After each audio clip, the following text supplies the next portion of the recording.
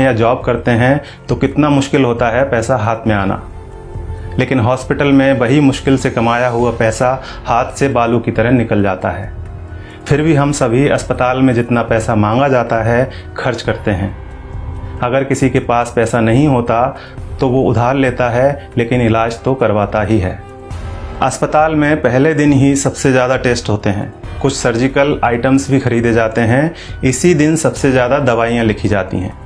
Hospital में कुछ पैसा एडवांस के तौर पर भी जमा किया जाता है। हमने भी वही सब किया, हमें भी दवाइयाँ लाने के लिए कहा गया।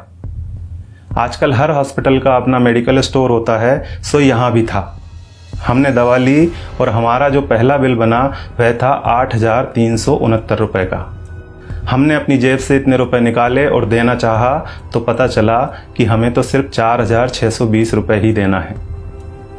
क्या आपके साथ ऐसा कभी हुआ है कि आपने 8,300 रुपये की दवाइयाँ खरीदी हों और किसी अस्पताल ने आपको 4,600 रुपये ही लिए हों? शायद नहीं। हमारे साथ भी पहले ऐसा कभी नहीं हुआ था। अब यह बिल देखिए, दवाओं की कुल कीमत है 8,369 रुपये, जिसके नीचे लिखा है डिस्काउंट 3,748 रुपये। नेट अमाउंट है 4,600 रुपये, जिसका भुगतान हमें करने के लिए कहा गया। ऐसे हमारे पास और भी कई बिल हैं। हमने 5 दिन एडमिट रहने के दौरान वहाँ से कई बार दवाइयाँ खरीदी और हर बिल पर हमें ये छूट मिली। सबसे बड़ी बात यह थी कि ये डिस्काउंट हमें मांगने पर नहीं मिला था, ये बिना मांगे हमारे बिना आग्रह किए पूरे सम्मान के साथ हमें दिया गया था, क्योंकि ये डिस्काउंट वहाँ उनके बिलिंग सॉफ्टवेयर में ही फीड कर दिया गया है। और आप यह जानकर हैरान होंगे कि डिस्काउंट का प्रतिशत 2, 4 या 10% नहीं है, यह बहुत ज़्यादा है।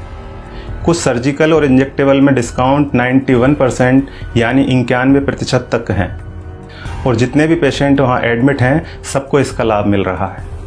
अब आपके मन में सवाल उठ रहा होगा कि ऐसा क्यों? हम भी यही सोच रहे थे कि आखिर ऐसा क्यों।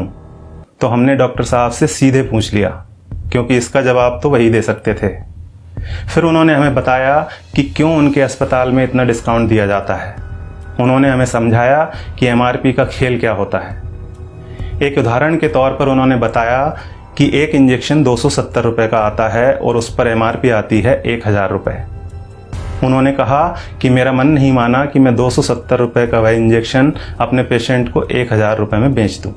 मैं डॉक्टर हूँ, मुझे अपनी फीस और मेरे हॉस्पिटल की दूसरी सेवाओं का चार्ज मरीज से लेना है।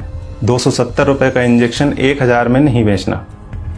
ये बात तो हुई डॉक्टर संजय कुमार के नैतिक मूल्यों की।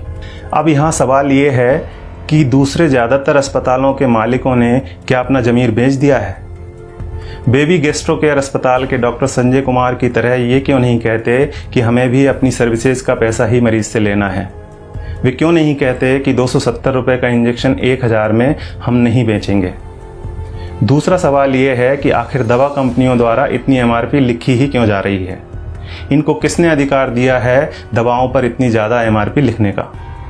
और आखिर में सबसे बड़ा सवाल यह है कि हमारी सरकार, हमारा स्वास्थ्य विभाग, हमारे प्रधानमंत्री और स्वास्थ्य मंत्री क्या कर रहे हैं? वे इस बात का संज्ञान क्यों नहीं लेते?